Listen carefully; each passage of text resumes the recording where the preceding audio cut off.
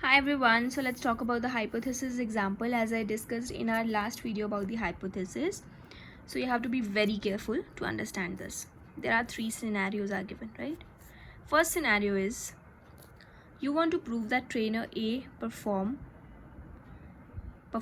is not equal to trainer B performance. Not equal to. What is the alternate hypothesis? That performance of trainer A is not equal to performance of trainer B. What is the null hypothesis? Performance of trainer A is equal to performance of trainer B. These are the two hypotheses, right? Another one gives greater than. So actual hypothesis shows that performance of trainer A is greater than performance of trainer B. Another hypothesis says, null hypothesis, performance of trainer A is less than equals to performance of trainer B, right? So this is what it includes. I'm hoping that you should know about the p-value. P-value is a statistical measure of the data.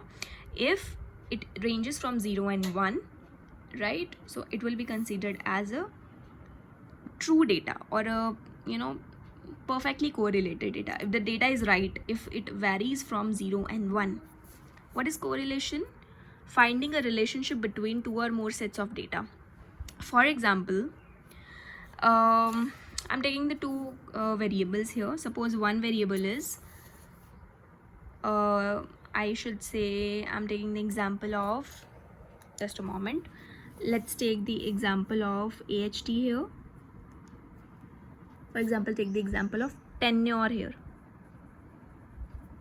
As tenure increases, AHT should decrease, right? So that means it's like, it's the alternate data which is not going in the same direction. But I'm just taking the example here. I want to discuss about waterfall and crop population, right? Waterfall and crop production. So for example, suppose it's increasing in the waterfall, the crop production will increase more. Let's not take this example, let's not confuse you guys. Let's take crop production and waterfall, or you can consider it as waterfall and crop here or there at XY. So as waterfall rainfall increases, crop production will increase. So it is a positive correlation. So that's why it is going in the same direction. That is a positive correlation. So we have a number of correlation coefficients. For example, if value is ranging from 1 and +1, it will be considered as perfect positive correlation. If value ranging from 0.8 to +1, it gives as a strong positive correlation. So it acts like this, right? You have to consider it as a data. Another one, if I'm taking the example of p-value here, right? How we can consider a p-value. For example, you have the AHT, you have a financial loss data, right? So use correlation and the result would be 0.25, and p-value it's coming as 0.000. This signifies positive possible correlation because it varies from 0 to 1, right? So that means AHT is one of the significant factor for the financial loss in the company for ethans. As AHT increases, financial loss is there, so we got the p-value which is ranging from 0 to 1, and the p-value we are getting as 0.2. so this is ranging in between, so it's a positive correlation, right? I want to discuss about the another example of improve phase. Now we'll start with the improve phase now. So improve phase is nothing but how the responses we are getting, we analyzed it, right? So what are the problems we are getting or how we are improving it.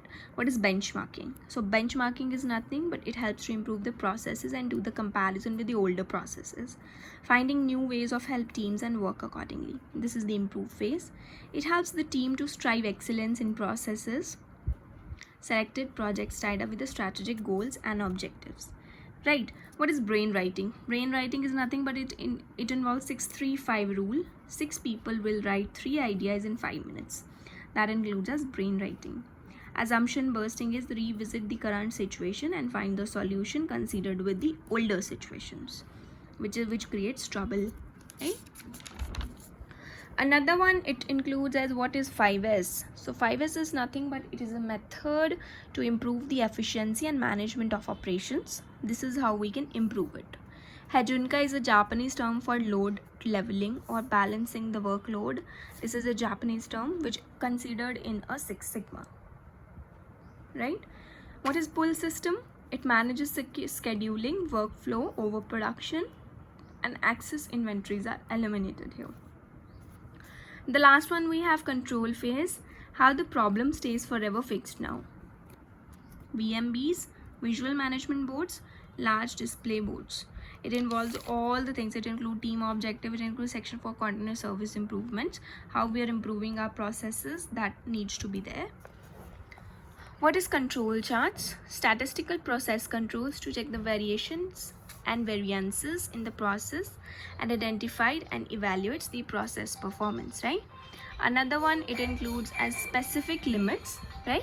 So specification limit is nothing but it is given by the customers, and if any data is going beyond this process is producing defects, right? It is beyond going the USL LSL we have already discussed. Control limits are calculated based on process performance. That includes control limits. If data points goes beyond control limit, it may or may not be producing defects. If it is in control, that control limits will be considered. Thank you so much.